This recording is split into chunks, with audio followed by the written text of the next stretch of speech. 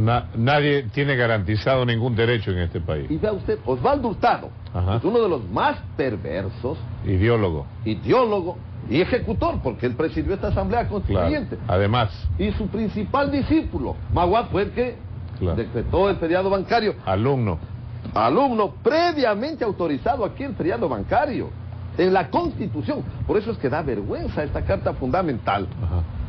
¿Qué es lo que hacen entonces?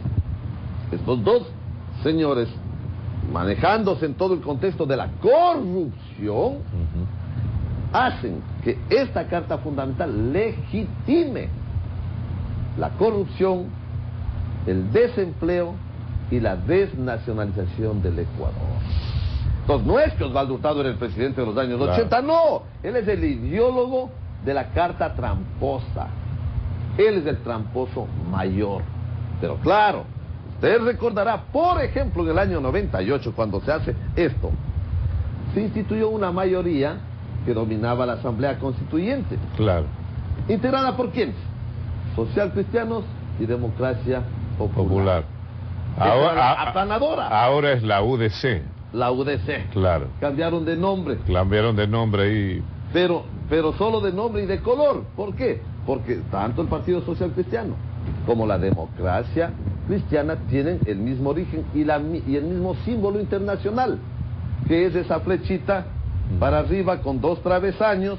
En el caso de los social cristianos, que usa la Democracia Cristiana en Chile, por ejemplo, es el mismo símbolo. Y la flecha torcida, que es la de la Democracia Popular, cuando estaba en auge y eran conocidos.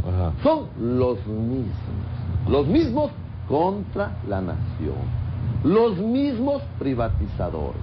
Por eso es la alianza. Usted recordará cuando Maguad se lanza a la presidencia de la República, ¿quién fue el candidato de los socialcristianos? No hubo candidato. No hubo candidato, era el acuerdo que previamente se hizo, conforme dice Ricardo Noboa en su libro de Memorias de la Asamblea Constituyente, en el acuerdo de Ambato, fraguado por la cúpula social cristiana y la Democracia Popular. Porque recordará que la Constituyente del 98, su sesión inaugural fue en Ambato y luego se trasladó, dado que no encontraban dónde reunirse, a un cuartel en Sangolquí, cerca de Quito. Esto configura entonces la picardía de la partidocracia, que hoy está colapsada. Claro. Y hoy demanda, y hay una exigencia popular por volver a tomar una participación directa. Vea usted, por ejemplo, en materia de agricultura.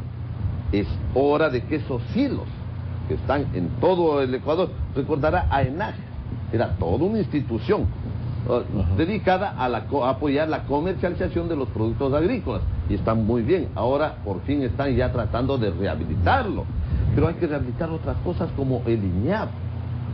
Esa institución era la que se dedicaba a preparar las semillas certificadas para el campo.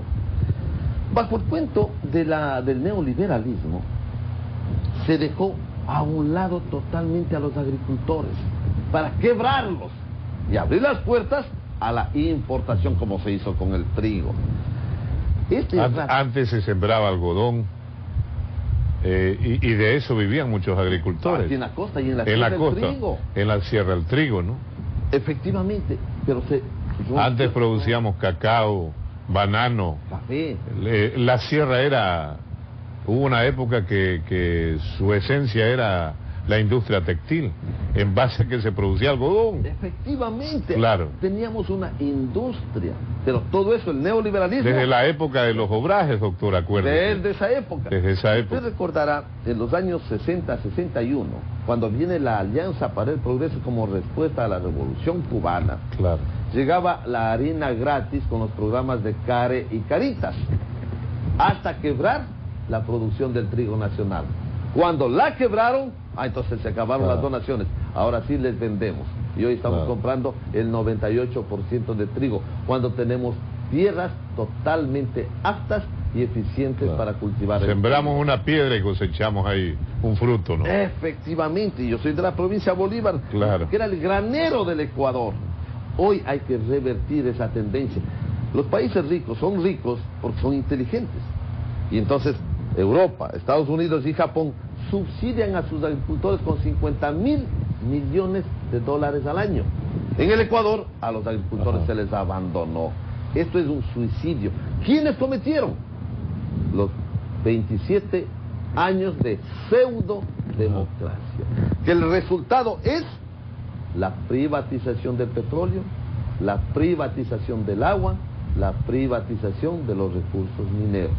Y claro, vino el endeudamiento, que ha sido siempre la soga para quebrar a la economía nacional. Hay una necesidad de justicia en este país, entonces, razonable, doctor. Yo recuerdo que desde la época de Platón, antes de Cristo, ya se hablaba de justicia, ¿no? Usted recordará ese texto auténtico sobre la vigencia de la República. Se hablaba de que la justicia es sinónimo de virtud y que la virtud es una palabra parecida a la sabiduría, y en cambio lo contrario sería el vicio, ¿no? Lo contrario sería lo injusto, ¿no? Entonces, pero en esa etapa histórica usted también acaba de señalar un hecho que es evidente, que es el entorno político internacional. De esa manera nos eliminaron la cosecha del trigo.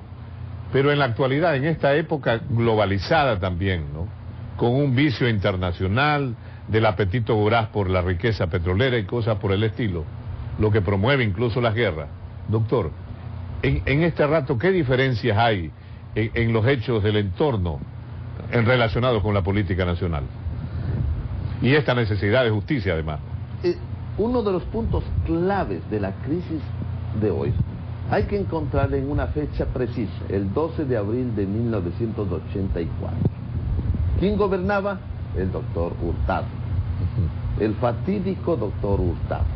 Elimina del pensum de estudios las materias de historia, geografía, cívica y moral, ética. Ahí está otro de los puntales de la actual crisis.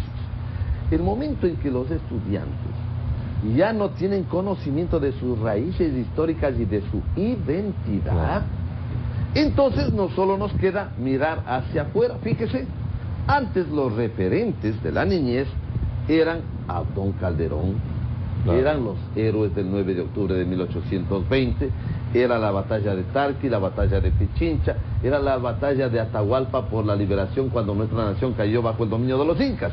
Ese era el referente. Y a su vez, los modelos que inspiraban a los niños y a los jóvenes. Hurtado elimina, y entonces, ¿qué nos queda de referente? Michael Jackson. Los artistas de Hollywood. Tanto que hoy se confunde, y hay gente que ve películas y cree que esa es nuestra realidad. Uno, dos. De ahí se explica que la gente del Ecuador prefiere al extranjero. Hace poco vino un actor aquí, fue a diferentes hoteles y le abrieron las puertas, hizo crédito, va un ecuatoriano, no lo aceptan. No lo aceptan a nadie. Y se fue. Claro, y se fue estafando. Sí. El extranjero elevado a la categoría de paradigma.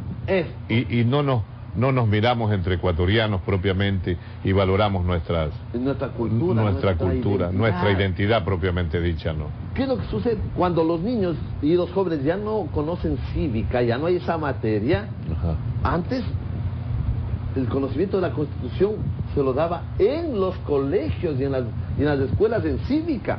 La división de las funciones del Estado, las responsabilidades, los ministerios, se estudiaba. Hoy ya no. Entonces este libro no solo que es un desastre, sino que está oculto a la opinión pública y a la conciencia ciudadana. ¿Quién hizo esto? Osvaldo Hurtado. El mismo maestro de Maguad. La democracia cristiana. Que se arrodilló a los pies de Fujimori y casi le besa en ese abrazo medio extraño en Brasilia. En el beso de Judas. Esto es. Entonces, vea usted como todo es un solo pastel.